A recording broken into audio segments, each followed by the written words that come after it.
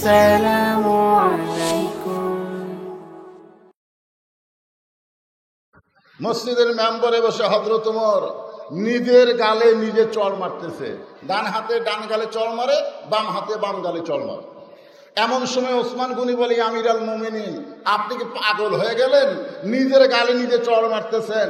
ওমর ফারুক বলে, ওসমান, আমার অতীতের কথা বারবার মনে হচ্ছে। ওসমান গনি বলে, আমির আল মুমিনিন, আপনি অতীতের কথা কেন মনে করতেছেন? কারণ বর্তমান আপনি হলেন অর্ধ পৃথিবীর খলিফা। ওমর ফারুক বলে, ওসমান, প্রকৃত মানুষ যারা হবে তারা অতীতের কথা মনে করবে, ভবিষ্যতেরও চিন্তা করা লাগবে। আমাদের বাংলাদেশের স্বৈরাচারী ও ভবিষ্যতের চিন্তা করেনি, 41 সাল পর্যন্ত দিয়েছিল। ধরে কোন কথা ঠিক কিনা? 4 আগস্ট পর্যন্ত চিন্তা করতে পারে নাই যে 5 আগস্ট আমাকে বাংলাদেশ থেকে ভারতে পড়ানো লাগবে। ধরে কোন কথা ঠিক কিনা? কোরআনের পাখি একদিন বলেছিলেন, গাছের গোড়া নাড়া দিবে, দিল্লির মামু বাড়ি গিয়ে পড়বা। ধরে কোন কথা ঠিক কিনা? পালানোর মতন ইন্দুর গর্ত খুঁজে পাবে না। আজকে কাওয়া কোথায়? কাওয়া পালাবো না, পালাবো না। দরকার হলে ঠাকুরগাঁয়ের ফখরুলের বাড়ি যাব। ভাইরে, শুধু বর্তমান খেয়াল করলে হবে না, ভবিষ্যৎ খেয়াল করা লাগবে, অতীতকেও খেয়াল করা লাগবে। ধরে কোন কথা ঠিক কিনা? ওসমান গনি বলে, আমির আল মুমিনিন, অতীতের খবর কি? কারণ আপনার ভবিষ্যৎ যে ভালো, এটা আল্লাহর নবী বলেছেন। এই দুনিয়াতে 10 জন মানুষকে আল্লাহ জান্নাতের সার্টিফিকেট দান করেছেন। ধরে বলেন কয়জন? তার মধ্যে ওমর ফারুক কয় নম্বর? কথা কয় 1 নম্বর। আচ্ছা, আপনার কি বাড়ির থেকে নিয়ত করেছেন যে বক্তার সাথে সাথে হাঁ হু করবো না? 1 নম্বর হলো আবু বকর। দরকার 1 নম্বরকে। 2 নম্বর হলেন হযরত ওমর, 3 নম্বর হলেন ওসমান গনি, 4 নম্বর হলো হযরত আলী, 5 নম্বর আব্দুর রহমান ইবনে আওফ, 6 নম্বর হলো জুবাইর, 7 নম্বর হলো তালহা, 8 নম্বর সাদ ইবনে আবু ওয়াক্কাস, 9 নম্বর আবু সাঈদ, আর 10 নম্বর হলো উবাদা ইবনুল জাররাহ। এই 10 জন হলেন আশারে মুবাশশারা। তাহলে হযরত ওমরের ভবিষ্যৎ খবর কি? জান্নাতি। ওসমান গনি বলেন, আপনি বর্তমান অর্ধ পৃথিবীর খলিফা, আপনার ভবিষ্যৎ জান্নাত। তাহলে আপনার অতীতের খবর কি? ওমর ফারুক বললেন, অতীতে আমি খালার বাড়িতে রাখালি করতাম। কার বাড়ি? বিকেলবেলা যখন ছাগল নিয়ে আসতাম, আমার খালা আমার কান ধরে বলতো, ওমর, কয় ছাগল নিয়ে গেলে, কয়টা ফেরত আনলে? আমি ছাগল গুনা দেখি 3-4টা কম। আমি আবার দৌড় দিলাম, ওই ছাগলগুলো খুঁজে খুঁজে নিয়ে খালারে যখন জমা দিলাম, খালা মাথার চুল ধরে বলল, ওমর, যেই ভুল আজকে করেছো, একই ভুল যদি আগামীকাল করো, তোমার রাখালির চাকরি ক্যান্সেল করে দেব। আমি তখন খালার পা ধরে বললাম, খালা, রাখালির চাকরি যদি ক্যান্সেল করে দেন, তাহলে থাকবো কোথায়, খাবো কি? একদিন যে ওমর রাখালির চাকরি রক্ষা করার জন্যে খালার পা ধরে কেঁদেছে, আজকে সেই ওমর অর্ধ পৃথিবীর খলিফা হয়েছে। এটা ওমরের যোগ্যতাই নয়, এটা কেবলমাত্র আল্লাহর কোরআনের ওসিলায়। ধরে বলেন কথা ঠিক? আল্লাহর কোরআন ভিতরে ছিল বলে রংপুরের আবু সাঈদ সর্বপ্রথম 2 হাত বাড়ায় বলেছিল, মার মার। আপনারা খবর জানেন, আবু সাঈদ হলো শিবিরের সাথী। সুবহানাল্লাহ। আবু সাঈদ জানে বাতিলের সঙ্গে আপোষ করার কোনো সুযোগ নাই, বরং হকের পক্ষে জীবন দিয়া অমর হয়ে থাকতে চায়। ধরে কোন কথা ঠিক কিনা? এমনকি বর্তমান প্রধান উপদেষ্টা কি জাতিসংঘের ভাষণে গিয়া আবু সাঈদ কেমনে জীবন দিল, সেটা গোটা বিশ্ববাসীকে দেখালো। আল্লাহ বলেছেন, ওয়ালা তাকুলু লিমান ইউকতালু ফি সাবিলিল্লাহি আমওয়াত বাল আহইয়া। বাতিলের সঙ্গে আপোষ না করে স্বৈরাচারীর বিরুদ্ধে জীবন দিয়ে তুমি মৃত্যুবরণ করনি, বরং আমি আল্লাহ বলতেছি তুমি জীবিত। করে গান সুবহানাল্লাহ। কি ভাবতেছেন? এ কোরআন যদি আমরা গ্রহণ করি, আল্লাহ রাখাল থেকে অর্ধ পৃথিবীর খলিফা বানায় দেয়। এখন সমস্ত মুসলমানকে বলতে হবে এ কোরআনের ক্ষমতা আছে না নাই? জোরে বলা লাগবে, আছে না নাই? কেমন ক্ষমতা?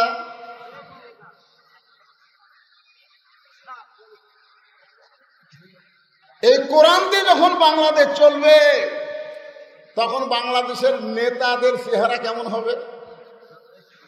এখনকার নেতা আপনাকে সাবেক এমপি 10 বছর আমাকে ধনুর শেরপুরে ওয়াজ করতে দেয়নি। হাবিবুর রহমান কোথায় কোথায়? আমি শুধু বলেছিলাম কোরআন দিয়ে যখন রাষ্ট্র চলবে তখন এমপি মডেল মসজিদের খুতবা দেওয়া লাগবে। ধরে কোন কথা ঠিক কিনা? খালি মসজিদ বানালে হবে না, প্রত্যেকটা মসজিদের খতিব হবে এলাকার বড় নেতা। আর নেতার মুখে দাড়ি নাই, এই একটা কথায় আপনাদের এমপি আমাকে 10 বছর এই 2 থানায় ওয়াজ করতে দেয়নি। কি ভাবতেছেন?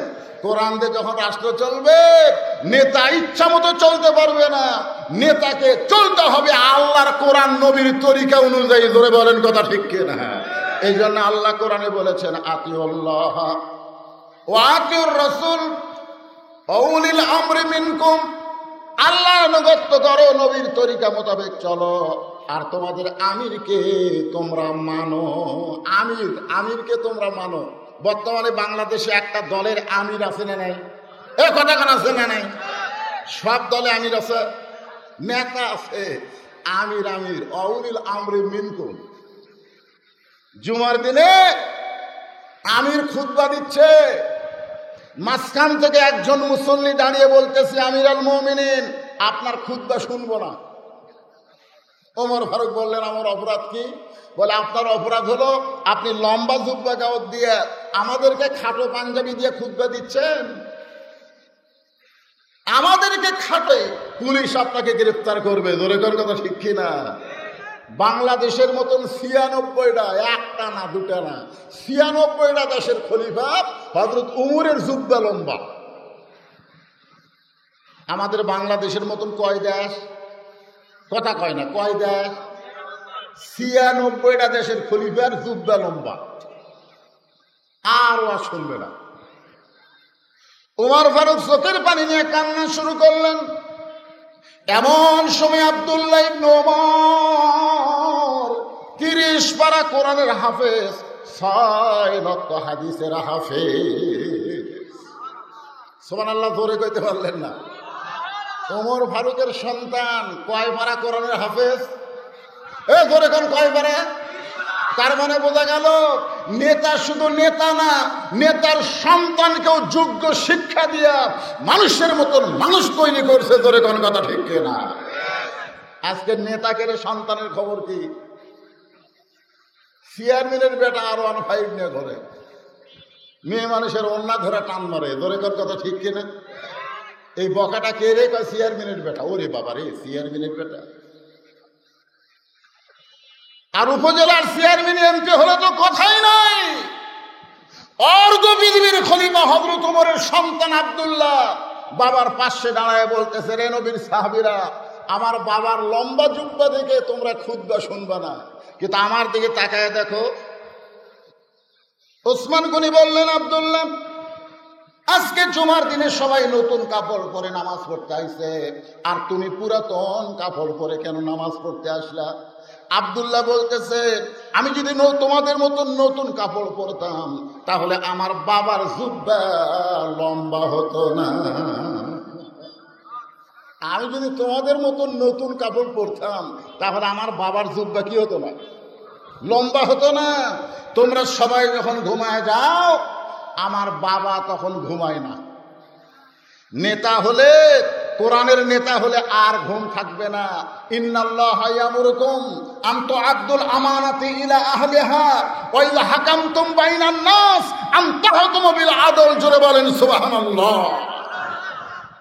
6 বছর ধরে ন্যাংরামের চাষ করছে। ন্যাংরাম জ্যৈষ্ঠ মাসে দেখতে গেছে আম পাকছে কিনা। গাছের ডালে তাকায় দেখে ছোট্ট এক বাচ্চা আম পাড়তেছে আর ব্যাগ ভরাচ্ছে।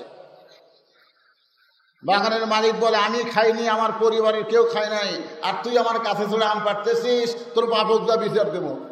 ছেলে খালি মুচকি মুচকি হাসে। বাগানের মালিক বলে, হাসিস কেন? বলে, হাসার কারণ হলো আমার বাবা কোথায় খুঁজবেন দেখেন, আমার বাবাও তো আর এক গাছে চড়ছে। বাগানের মালিক তাকায় দেখে ওর বাপ খালি আম পাড়ে আর বস্তা ভরায়। গাছের ছায়ায় বসে কান্দের বলে, আল্লাহ বিচার দিব কার কাছে? বেটাও চোর, বাপও চোর। আমাদের বাংলাদেশে 16 বছর কোনো বিচার ছিল না। আলেমদেরকে অন্যায় ভাবে জেলখানা, আর জালেমদেরকে জামিন দিয়ে মাস্তান। জোরে বলেন কথা ঠিক কিনা?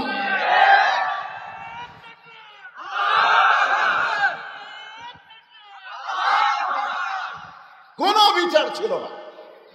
বিচারের নামে প্রহসন করেছে 50 বছর কোরআনের তাফসীর কারো, যিনি আল্লাহর ওলি, প্রত্যেকটা মুসলমানের কলিজার মধ্যে যার জায়গা, অন্যায় ভাবে 13 বছর তাকে জেলখানায় বন্দি রেখে যখন আমরা দোয়া করি আল্লামা সাইদিকে, হুজুর আল্লাহ তুমি হেফাজত করো, আমাদের দোয়ায় হুজুর যখন খুব তরতাজা হচ্ছে, ওই সময় ভারতের ইন্ধনে আল্লামা সাইদি হুজুরকে বের করলো জেলখানা থেকে, হাসপাতালে নিয়ে গিয়া ইনজেকশন করে তাকে দুনিয়া থেকে বিদায় করা হলো। ধরে গণগদার হেক্কেরা বিচার আছে? বাপও চোর, বাপও চোর, শালা বেটাও। বিচার দিবেন কার কাছে? আর যখন আল্লাহর কোরআনের সমাজ চালু হবে, বিচার কারে কর? আব্দুল্লাহ বলতেছে, দুনিয়ার সবাই যখন ঘুমায়, আমার বাবা তখন ঘুমায় না। একদিন গভীর রাত্রে ঘুম থেকে চেতন পাইলাম। চেতন পাওয়ার পরে দেখে আমার মা দরজায় দাঁড়ায় আছে। আমি আব্দুল্লাহ চমকে গিয়ে বললাম, মা সবাই যখন ঘুম পাড়ে আপনি তখন দরজায় কেন? মা কান্দার বলে, আব্দুল্লাহ তুই জানিস না, যেদিন থেকে তোমার বাবা মদিনার খলিফা হয়েছে সেদিন থেকে তোমার বাবা ঘুমায় না।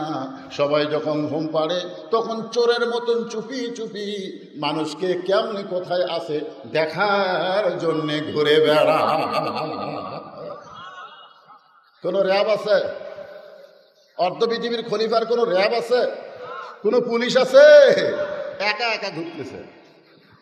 মদিনার মরুভূমিতে তাঁবু টাঙ্গানো, দূর থেকে হযরত ওমর দেখে তাঁবুর মধ্যে বাচ্চা কাঁদতেছে, আর মা বলতেছে, একটু ধৈর্য ধরো, গোশত সিদ্ধ হলেই তোমাদের খাবার দেব। ওমর ফারুক চমকে গেলেন। এত রাত হয়ে যায়, তারপরেও মায়ের গোশত সিদ্ধ হয় না। কাছে গিয়ে বললেন, মা দুম্বার গোশত হলে 8 ঘন্টা লাগবে, উটের গোশত হলে 1 ঘন্টা লাগবে, এই গভীর রাত হয়ে গেছে, এখন পর্যন্ত তোমার গোশত সিদ্ধ হয় না, তোমার সন্তান ক্ষুধার জ্বালায় কান্দে, তোমার কি দয়া মায়া নেই?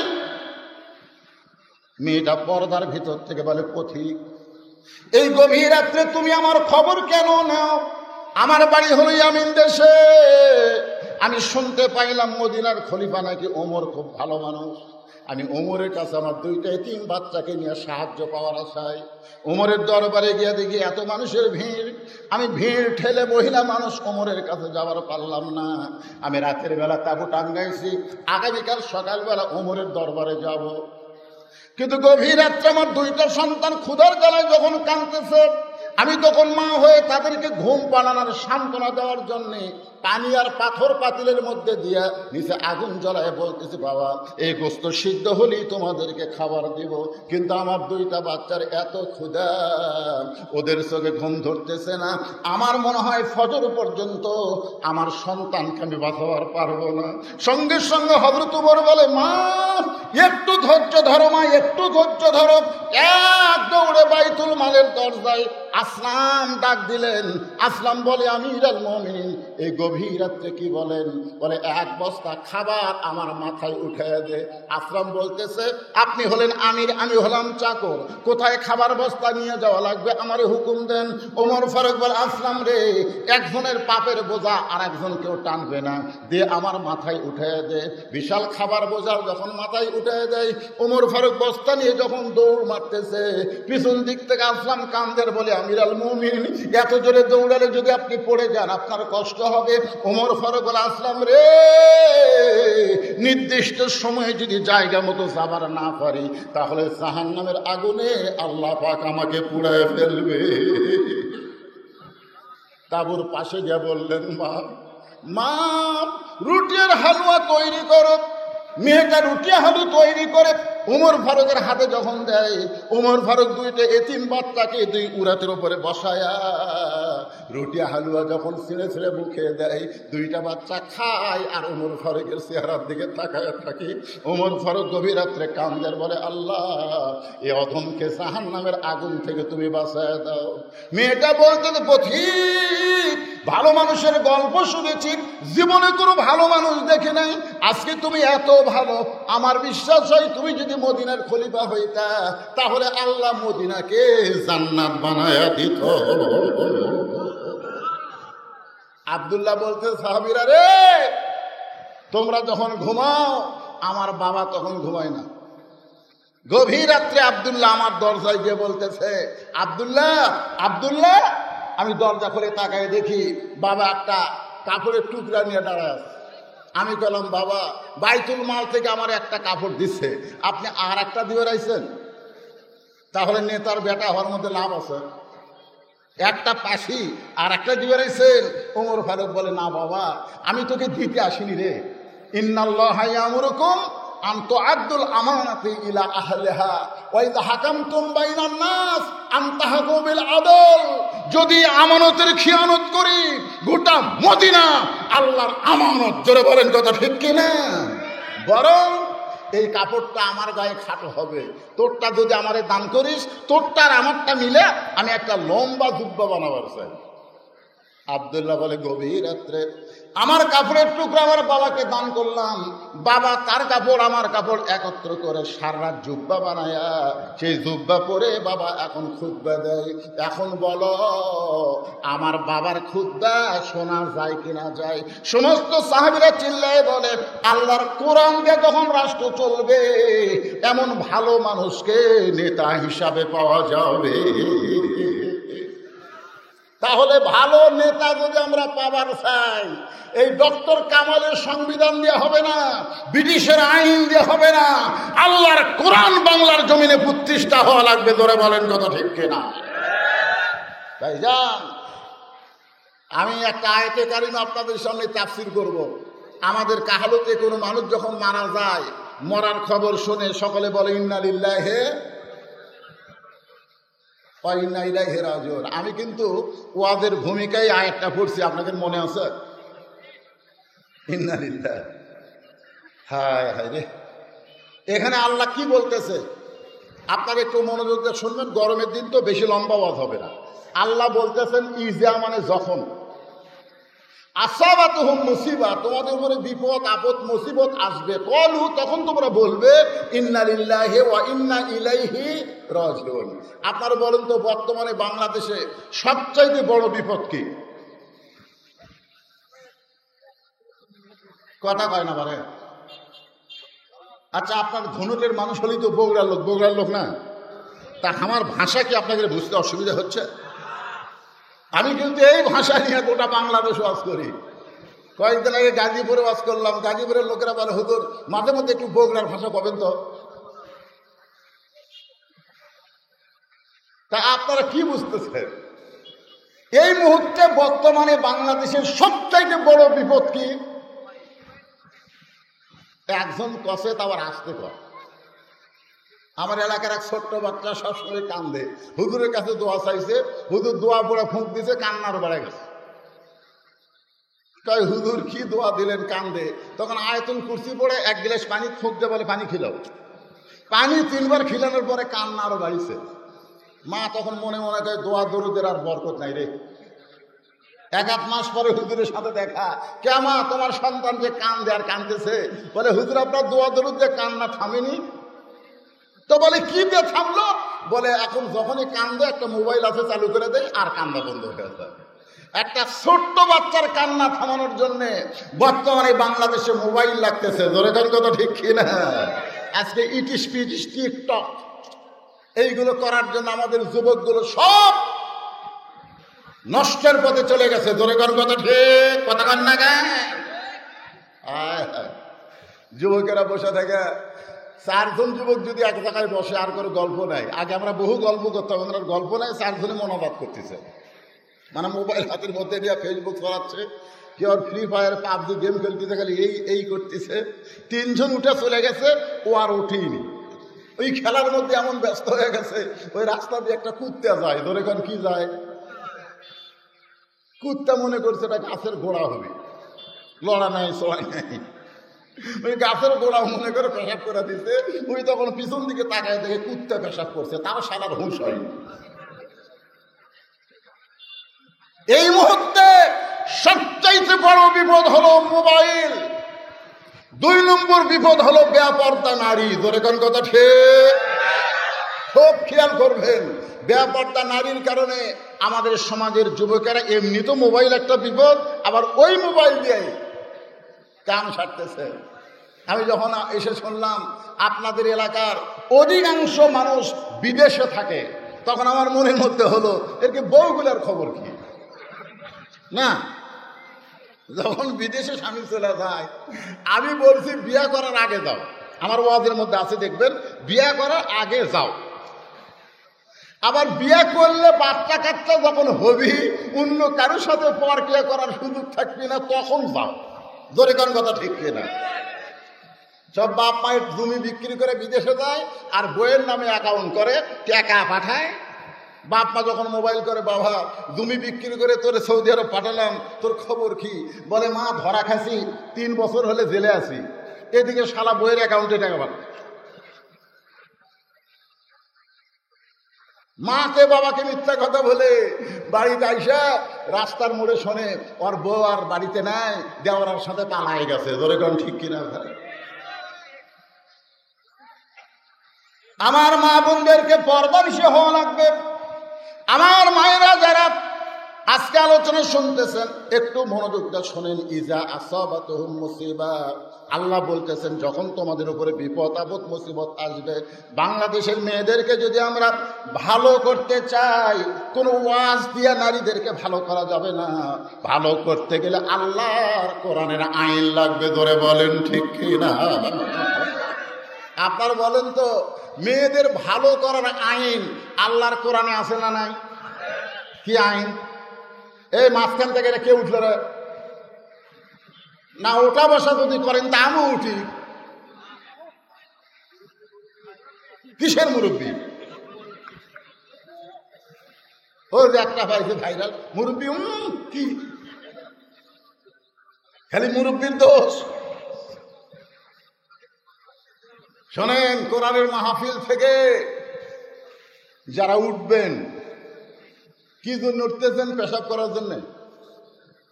আজকে এই কোরআনকে মহব্বত করে যতক্ষণ আমি কথা বলবো, মুসিবত এবং বিপদ, ইন্না লিল্লাহি ওয়া ইন্না ইলাইহি রাজিউনের তাফসীর করব, যদি 1 ঘন্টা 1.5 ঘন্টা 2 ঘন্টা লাগে, কোরআনকে মহব্বত করে যারা বসাই থাকবেন, পেশাব লাগার পরেও যারা উঠবেন না, ওয়ানুনাজ্জিলু মিনাল কোরআনি মা হুয়া শিফাউ ওয়া রাহমাতুল লিল মুমিনিন, এই কোরআনের ওসিলায় সমস্ত বেদি বারাম আল্লাহ তার ভালো করে দিবে।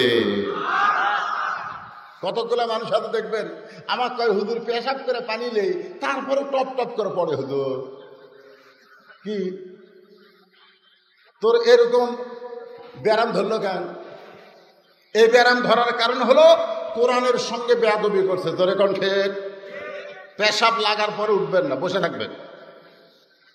অত্যন্ত গুরুত্বপূর্ণ কথা।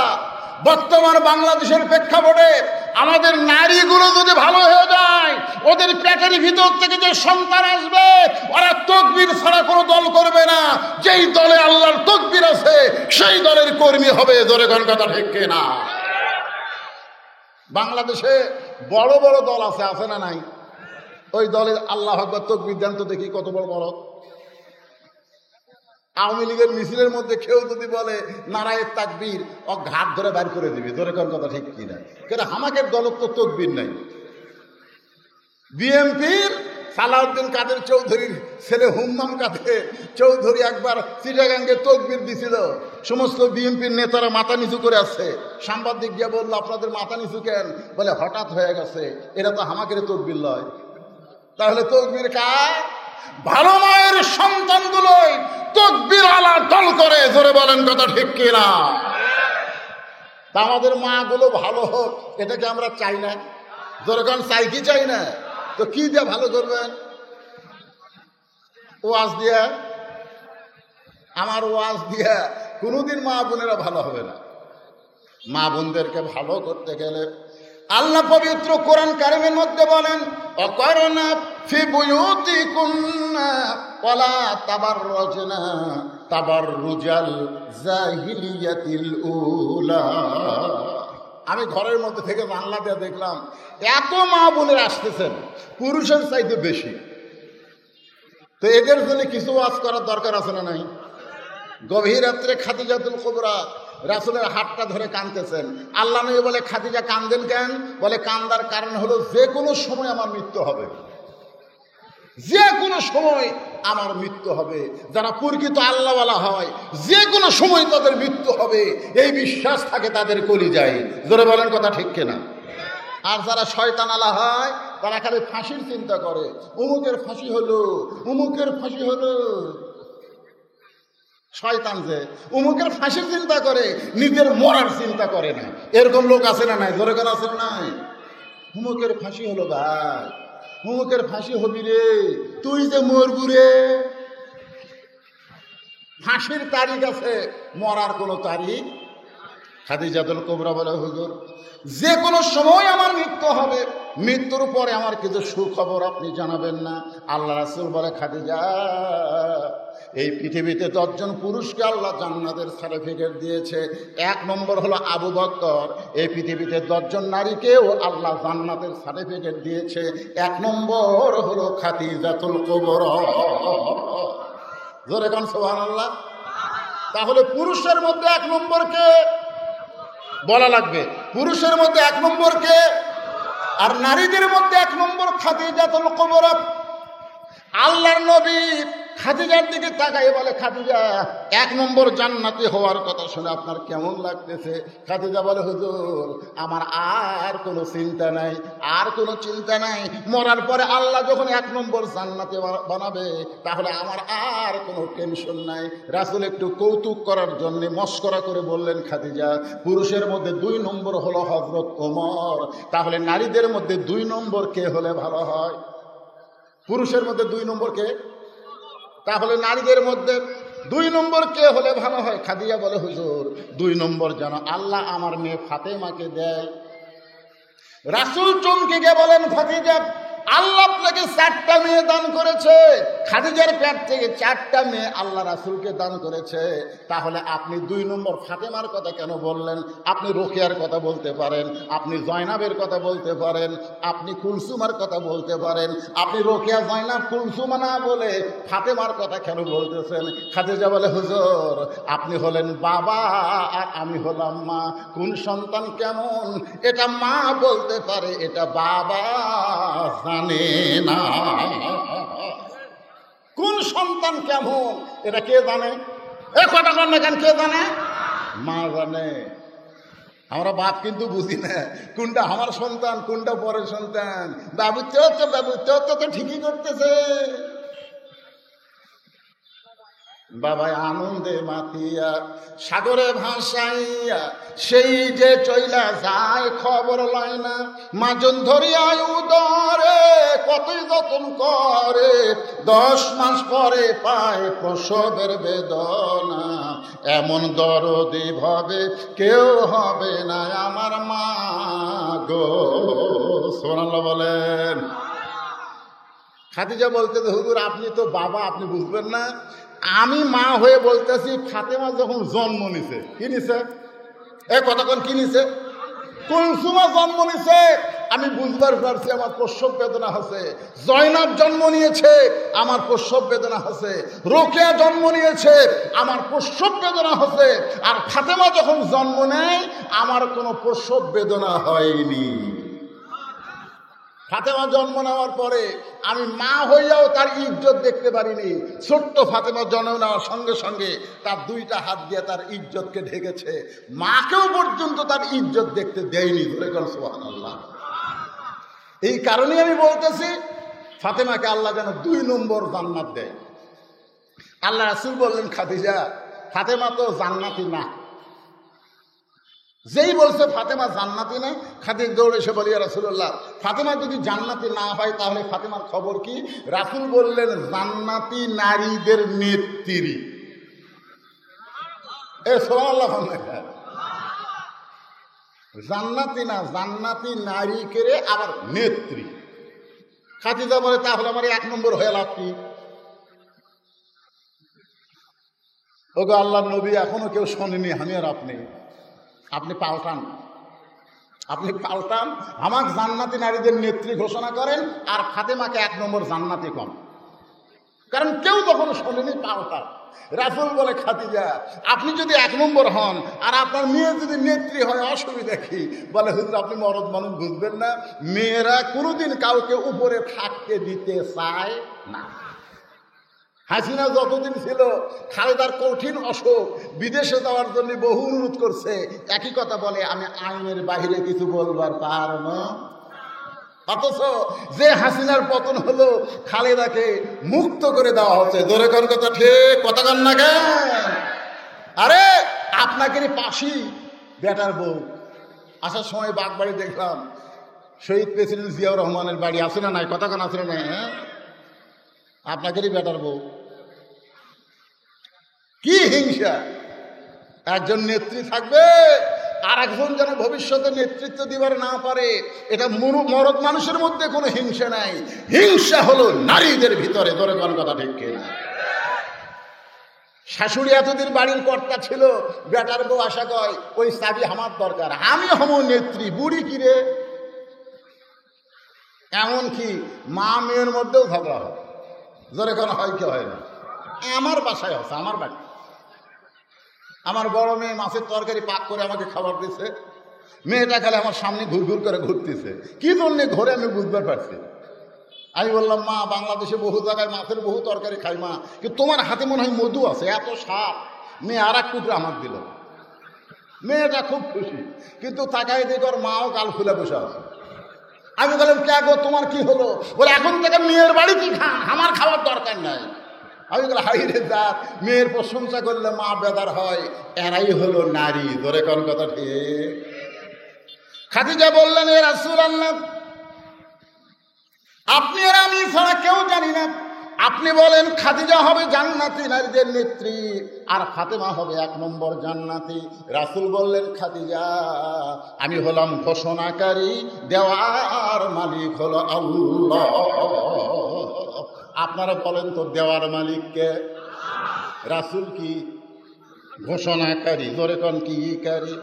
মাতাকুমুর রাসূলু ফাখুযুহু ওয়া মা নাহাকুম আনহু ফান্তাহু। মা ইয়ানতিকু আনিল হাওয়া ইন হুয়া ইল্লা ওয়াহয়ুহা। নবী নফসের কারণে কিছুই করেন নাই, নবী যা কিছু করেছেন কার ইচ্ছা।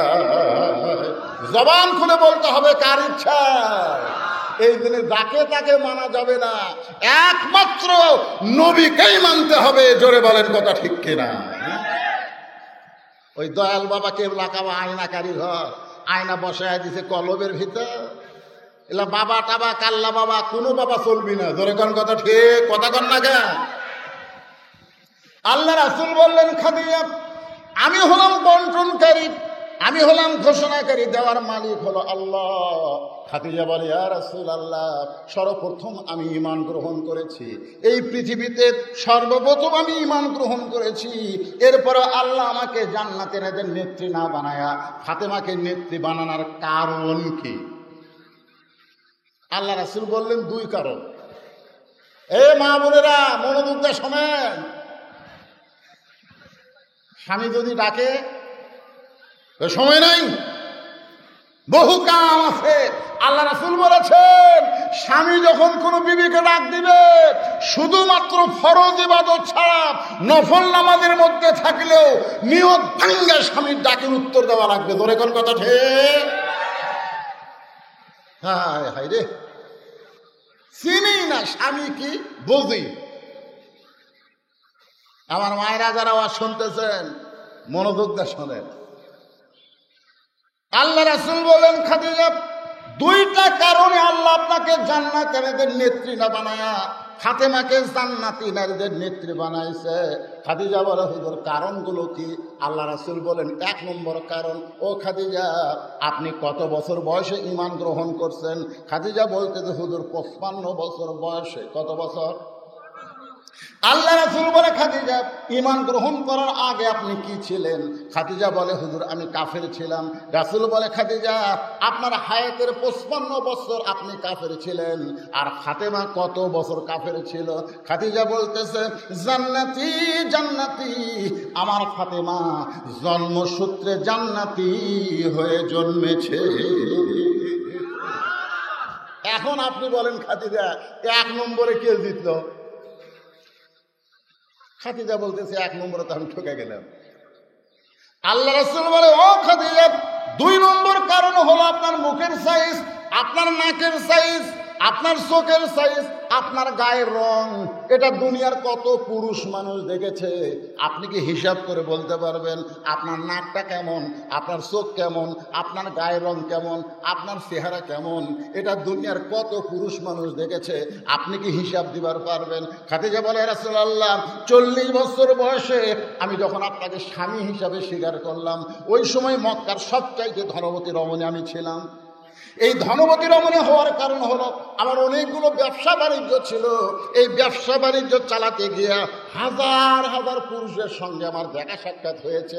আমার নাকের সাইজ, আমার মুখের সাইজ, আমার গায়ের রং দুনিয়ার বহু পুরুষ বলতে পারে।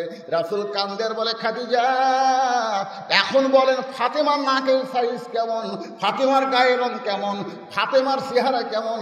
এটা দুনিয়ার কত পুরুষ বলতে পারে। খাদিজা কান্দের বলে, হুজুর গো আমার ফাতেমা জন্মের সময় পর্দা নিয়ে জন্মগ্রহণ করেছে। রাসূল বলে, খাদিজা আপনি ফাতেমার জন্মের সময় পর্দার কথা বলতে পারেন, কিন্তু ফাতেমা পর্দার মধ্যেই বড় হবে। এমনকি ফাতেমা পর্দার ভিতরে দুনিয়া থেকে বিদায় নিবে। গভীর রাত্রে হযরত আলীকে ফাতেমা ডাকতেছেন। আলী যখন কাছে গেছে, স্বামীর বুকের মধ্যে মুখ লুকিয়ে বলতেছে, স্বামী গো, স্বামী আল্লাহ আমার দোয়া কবুল করছে। কি হয়েছে এদিকে, কি হয়েছে রে বাবা, কি সমস্যা হচ্ছে? কিছু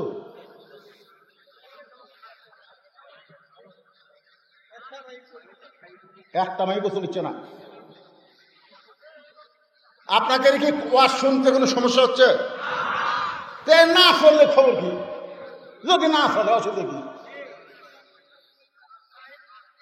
আপনারা বলেন তো, রাস্তার লোক আর মাহফিলের ভিতরের লোক দুটা সমান? দুটা সমান? মুরগির তলের ডিম আর সাইটের ডিম দুটা সমান? 12 ডিম দিছে, 10 ডিমের বাচ্চা হচ্ছে। মুরগি এলাকায় খেরে ডিম দিলাম 12টা, বাচ্চা হলো 10টা, ডিম দিলাম 12টা, বাচ্চা হলো 10টা। কারণ কি? তখন একজন বুদ্ধিজীবী বলতেছে, এই 10টা ডিম মুরগির নিচে ছিল রে, উষুম পায়ে বাচ্চা আছে, আর এই 2টা ডিম খালি সাইড পারবে, সাইড, খালি সাইড। তো সাইড পারা ডিম কি সিদ্ধ হবে? ওকে ভেজা খাওয়া যাবে? ওই কাইজারে ওই পচে গেছে। যারা সাইডে আছে এরা কাইজা ডিম। ধরে কোন কথা ঠিক না? মুরগির তলে থাকো, স্বামীরা তলে দাঁড়া। সুবহানাল্লাহ বলেন। আমার মায়েরা খালি টাক লাগা কথাগুলো শুনতেছে, আর আপনারা চিন্তা করতেছেন কি? একটু মনোযোগ দিয়ে শুনতে হবে ভাই। বুকের মধ্যে স্বামীকে নিয়ে বলে, স্বামী গো আল্লাহ আমার দোয়া কবুল করছেন। আলী খালি মুচকে মুচকে হাসে। ফাতেমা বলে, হাসেন কেন? বলে, দোয়া কবুল করা তো খুশির কারণ। আপনারা বলেন তো, আমরা এতদিন ধরে দোয়া করছি, আল্লাহ আল্লাহ স্বৈরাচারীর পতন দাও, আল্লাহ সাইদি হুজুরের মুক্তি দাও, আল্লাহ আমাকে দোয়ার কাম হচ্ছে, কাম হচ্ছে। আমাকে দোয়ার কারণেই তো আবু সাইদ মুগ্ধরা জীবন দিছে। ধরে কোন কথা ঠিক না? যে দোয়া করতে করতে হুজুর বুড়া হয়ে গেল রে, কাম হচ্ছে না, বুড়া হয়ে গেছি। এমনও দোয়া করেছি, রব্বানা আতিনা ফিদ দুনিয়া হাসিনা ওয়া ফিল আখিরাতি হাসানা, বাংলাদেশে হাসিনা, মরে গেলে হাসানা। ধরে কোন কথা ঠিক না? আইরে টেকনিকের দোয়া ভাই। হ্যাঁ, এই যে দোয়া করেছি সেই দোয়ার ফসল আমরা পেয়েছি 24 সালের 5 আগস্ট। ধরে বলেন কথা ঠিক? দোয়া মানে চেষ্টা, খালি দোয়া হয়নি, দোয়ার সাথে চেষ্টাও হয়েছে। আল্লাহর বান্দারা একটু মনোযোগ দিয়ে শুনবেন। দোয়া যদি কবুল হয় তাহলে খুশি হওয়ার কথা। ও ফাতেমা কান্দো কেন? ফাতেমা বলে, স্বামী গো, আল্লাহ কি দোয়া কবুল করছে এটা কি আপনি শুনবেন না? আলী বলতেছে কি দোয়া? ফাতেমা বলতেছে, ও গো স্বামী, আমি সবসময় দোয়া করতাম, আল্লাহ পর্দার মধ্যে আমার মৃত্যু দিও। আল্লাহ তাআলা আমার দোয়া কবুল করেছে। আলী আরো হাসে। ফাতেমা বলে, হাসেন কেন? বলে, হাসার কারণ হলো যে মেয়েটা সারা জীবন পর্দার মধ্যে থাকছে তার তো মৃত্যু পর্দার মধ্যেই হবে। জোরে কোন কথা ঠিক কিনা? আর বাংলাদেশের মেয়েরা পর্দার মধ্যে থাকে না, মরার পরে 5 কাপড় দেয়, তার উপর আবার খাটনি ঢাকে চাদর দিয়ে। জোরে কোন কথা ঠিক কিনা? ফেরেশতা ঘরে আর কয়, আল্লাহ এই মেয়ে গোটা এলাকা ঘুরিছে, এলাকার সব মানুষ এক চিনে, আল্লাহ তাকে 5 কাপড় দিয়ে খাটনি আবার চাদর দিয়ে ঢাকছে কেন? আল্লাহ বলতেছে, দেশের নাম বাংলাদেশ রে, ওই দেশের মেয়েরা বাঁচতে পর্দা করে না রে, মরার পরে করে রে, মরার পরে করে। আপনারা বলেন তো, মরার পরে 5 কাপড় দিয়া? আমার এলাকার এক মেয়ে মানুষ ভাইস চেয়ারম্যানের দাঁড়াচ্ছে। কোন চেয়ারম্যান? যাকে পায় তাকে হাত ধরে কয়, ভাই ভাই, ও ভাই, ফট করে হাত ধরে বুকতে আসো, ভাই আমাকে একটা দিবেন ভাই। আমি ওর স্বামীর কাছে গিয়ে বললাম, রে তোর বউ যে চেয়ারম্যানের দাঁড়াচ্ছে আর যাত্রার হাতলে বুকুর থেকে একটা করে ভোট চাই, তোর বউ মরলে কয় কাপড় দিব? স্বামী বলতে, হুজুর আপনি আলেম মানুষ জানেন না, মেয়ে মানুষ মরলে 5 কাপড়। এগুলো 5টা মরে দিলে লাভ নাই, তো বাইসা থাকতে যা করতেছে, মরার পর 500 কাপড় দিলেও কাম হবে না। এই কথা ঠিক কিনা? আমার মাইদেরকে বলতেছি, মা মরার পরে 5 কাপড় খাটনি চাদর দিয়ে ঢাকা লাভ নাই, জীবিত অবস্থায় পর্দা করা লাগবে। ধরে ঘর কথা ঠিক কিনা? আবার অনেক মেয়েরা দেখবেন বুড়ি বয়সে বোরকা পরে, বুড়ি বয়সে বোরকা পড়ছে। কে দাদি বোরকা পড়ছেন কেন? মরা লাগবি ভাই। ওই দাদির কাছে লাতনি আছে, ওর আর বোরকা নাই, ওর অন্য গলার মাপলা হয়ে গেছে। এই গলার মাপলা হয়ে মাঝখান দিয়ে অন্য ফসে, 2 দিকে খালি লাইট বের হয়ে আছে।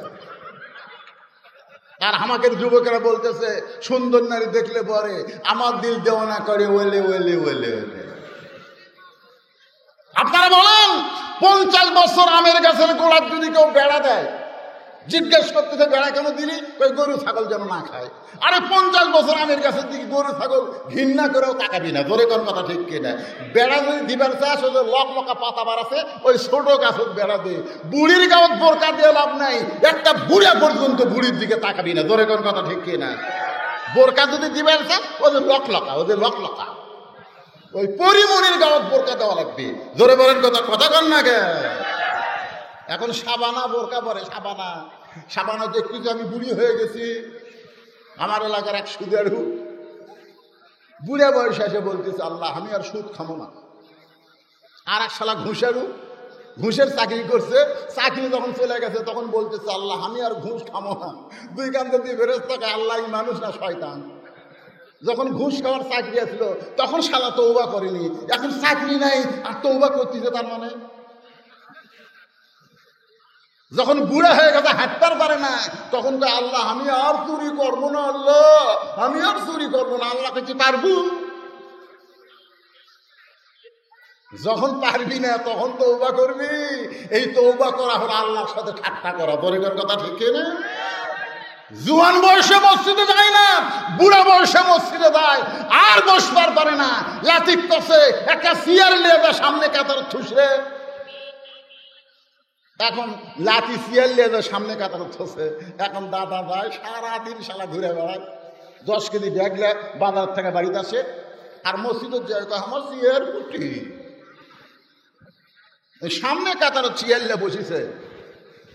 মসজিদে কোনো চেয়ার থাকবে না, সমস্ত চেয়ার মসজিদ থেকে বের করতে হবে।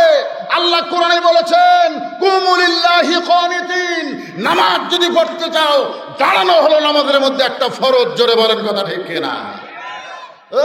তুমি যখন দাঁড়ায় নামাজ পড়তে পারবা তখন তুমি ফিল্ডিং মারছে, আর বুড়া বয়সে সিয়াল্লা মসজিদ দিয়েছে আল্লাহর সাথে ঠাট্টা করবে।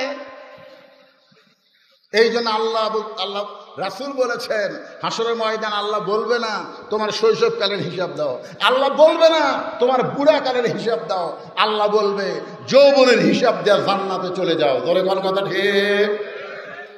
তাই এলাকার যুবকদের বলতেছি, খালি মসজিদ দোতলা অজুখানা দোতলা করে লাভ নাই।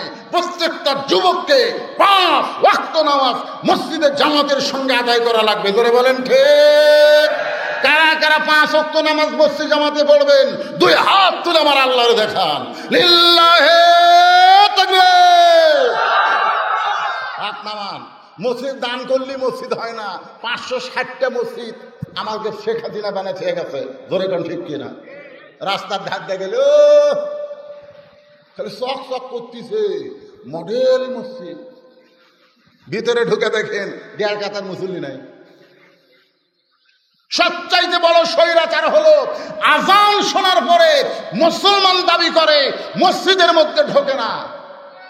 যেদিন কোরআন দিয়ে বাংলাদেশ চলবে সেদিন পুলিশদেরকে বলা হবে চোর ডাকাত ধরার দরকার নাই, আজান হওয়ার পরে যারা মসজিদের মধ্যে ঢুকবে না মুসলমান দাবি করে ওদের পাছার কাপড় খুলে 5টা করে বাড়ি বসাও। ধরে কোন কথা ঠিক না? লা সালাতা লা ঈমানা, যার নামাজ নাই তার কোনো ঈমান নাই। বাইনাল আবদি ওয়াল কুফরি তারকুস সালাত, বান্দার কাফের মধ্যে পৃথক করা জিনিসটার নামই হলো নামাজ। এই জন্য নামাজ কায়েমের বিল সর্বপ্রথম পাশ হবে আল্লাযীনা মাক্কান্নাহুম ফিল আরদ। যখন মুসলমানের কেউ কোরআনের কেউ ক্ষমতার চেয়ার পাবে 1 নম্বর দায়িত্ব হলো আকামুস সালাত, নামাজ কায়েম করা লাগবে। ধরে কোন কথা ঠিক কিনা? নামাজ যদি কায়েম হয়, ইন্না সালাতা তানহা আনিল ফাহশাই ওয়াল মুনকার, একমাত্র নামাজই পারে মানুষকে যাবতীয় ফাহিশা এবং খারাপি থেকে বাঁচায় দিতে। সবচাইতে বড় বিপদ হলো মুসলমান দাবি করার পরেও নামাজ পড়ে না। ইন্না লিল্লাহি ওয়া ইন্না ইলাইহি রাজিউন। আলী বলতেছে সারা জীবন তুমি পর্দার মধ্যে ছিলা, পর্দার মধ্যে মৃত্যুবরণ করবে, এই দোয়া আল্লাহ কবুল করেছে, তাহলে কান্দার কারণ কি? ফাতেমা বলে স্বামী গো কবে মৃত্যু হবে এটা কি আপনি শুনবেন না? আলী বলে ফাতেমা মৃত্যুর খবর কেউ বলতে পারবে না, কে কখন মরবে এটা একমাত্র কে জানে? আরো জোরে। ফাতেমা বলতেছে আল্লাহ যদি কাউকে জানায়। আলী বলতেছেন আল্লাহ যদি জানায় সেটা ভিন্ন কথা। ফাতেমা বলতেছে আল্লাহ পাক আমাকে জানাইছেন আজকে গভীর রাত্রে আমার মৃত্যু হবে।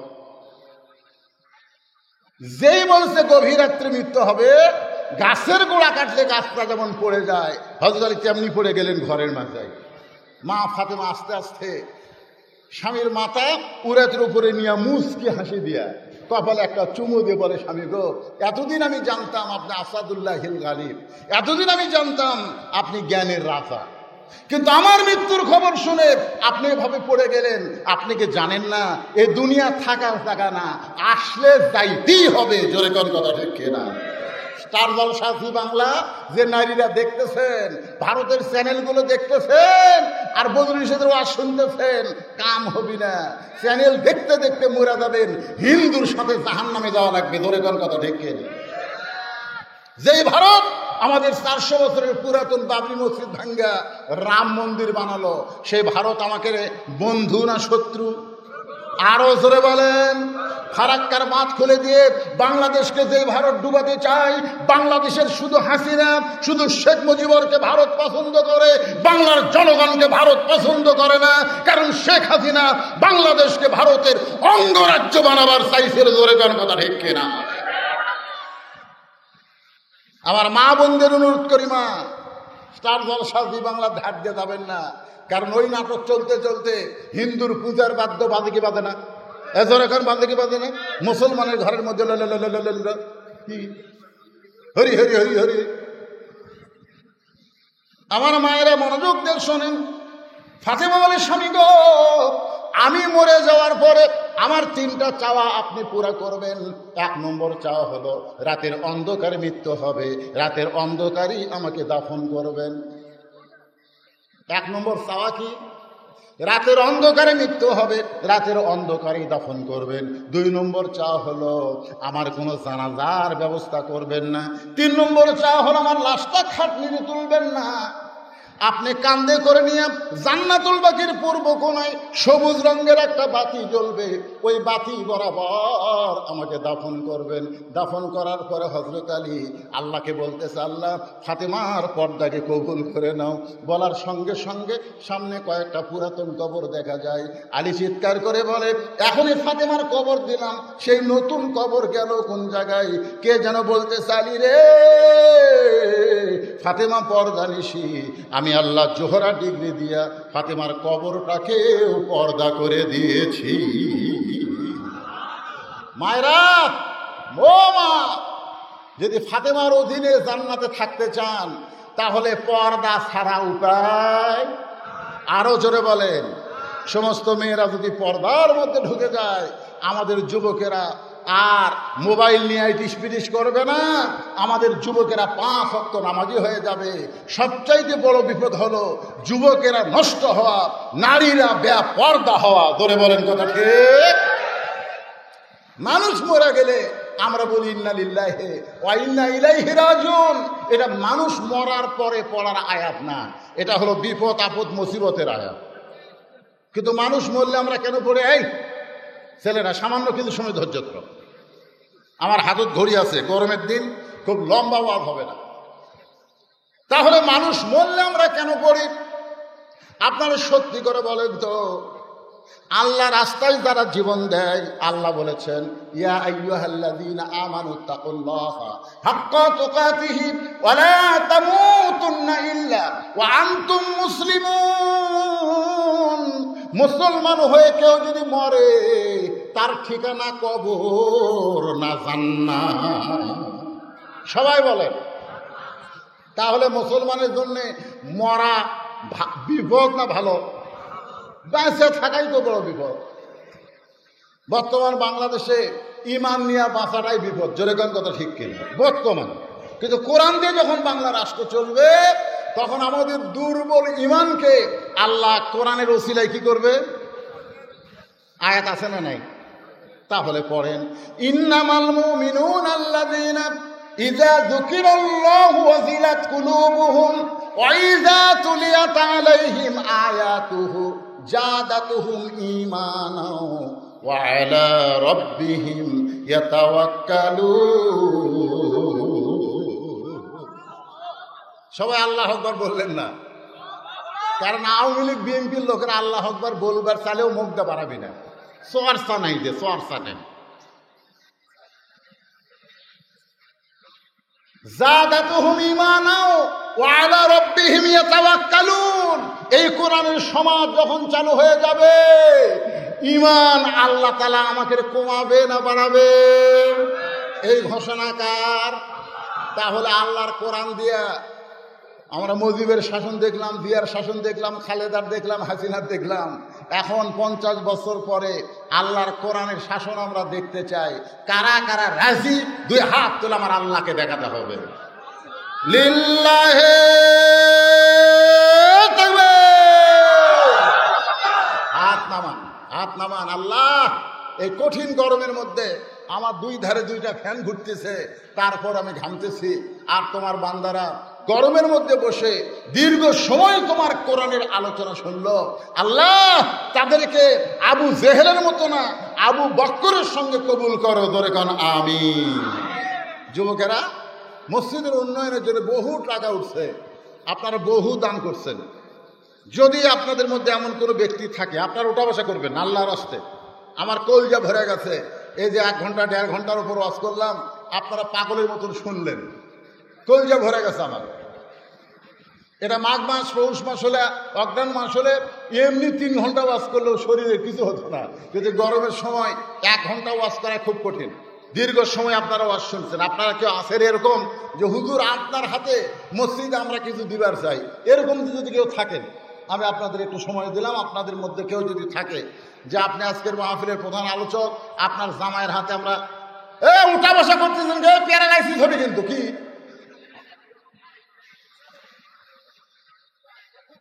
দূর দারাজ থেকে লোক আইছে তো ইস্তিগফার পড়েন, আস্তাগফিরুল্লাহ আল্লাযী লা ইলাহা ইল্লা হুয়াল হাইয়ুল কাইয়্যুম আতুবু। কি দিবেন আপনি? ওনাকে আপনার চেনেন?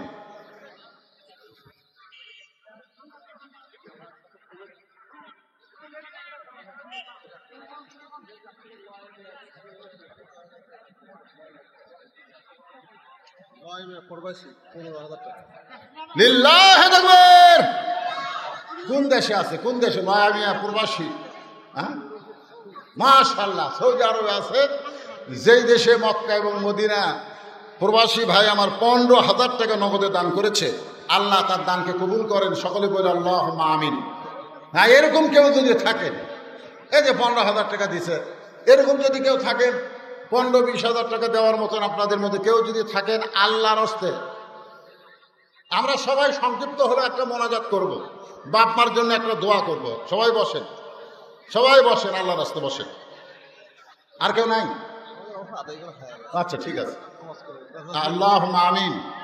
আল্লাহুম্মা আনতাস সালাম ওয়া মিনকাস সালাম তাবারাকতা ইয়া যাল জালালি ওয়াল ইকরাম। আয় আল্লাহ, তোমার বান্দারা কষ্ট করে মেহনত করে মাঝবাড়ি জামে মসজিদের উন্নয়ন কল্পে আজকের জান্নাতের বাগান লাগাইছে। আল্লাহ মেহেরবানি করে তাদের মসজিদকে কিয়ামত পর্যন্ত কবুল করে নাও। এই মসজিদে নগদে বাকিতে যারা দান করেছে সকলের দানগুলোকে জান্নাতের বিনিময়ে আল্লাহ কবুল করে নাও। আয় আল্লাহ তাআলা, এই মসজিদের আহাল যারা সকলকে 5 ওয়াক্ত নামাজি কবুল করো। আমার মা বোনদেরকে পর্দানিশী কবুল করো। গোটা বিশ্বের মুসলমানের উপরে আল্লাহ রহম করো। আমরা যারা হাত তুলেছি সকলে বলেন রব্বির হামহুমা কামা রব্বায়ানি সগীরা। আমাদের বাপ মা দাদা দাদি যাদের কবরে গেছে আল্লাহ তাদের কবরকে জান্নাতের টুকরা বানায় দাও। আল্লাহ কোরআনের সমাজ যেন আমাদের জীবিত অবস্থায় আমরা বাংলার জমিনে দেখতে পারি, আল্লাহ কবুল করো। সবাই বলে আমিন। সুবহান রাব্বিকা রব্বিল ইজ্জাতি আম্মা ইয়াসিফুন ওয়া সালামুন আলাল মুরসালিন। আজকের মাহফিলের সম্মানিত সভাপতিকে আল্লাহ তুমি কবুল করো, সহ সভাপতিদের কবুল করো, প্রধান অতিথি কবুল করো, বিশেষ অতিথি যারা আছে আল্লাহ সকলকে আল্লাহ তুমি কবুল করো। যারা মসজিদে কম বেশি দান করেছে তাদেরকে কবুল করে মৃত্যুর সময় জবানে জারি করে দিও লা ইলাহা ইল্লাল্লাহু মুহাম্মাদুর রাসূলুল্লাহ সাল্লাল্লাহু আলাইহি ওয়াসাল্লাম। আসসালামু আলাইকুম ওয়া রাহমাতুল্লাহি ওয়া বারাকাতুহু। এটা কি দিছে?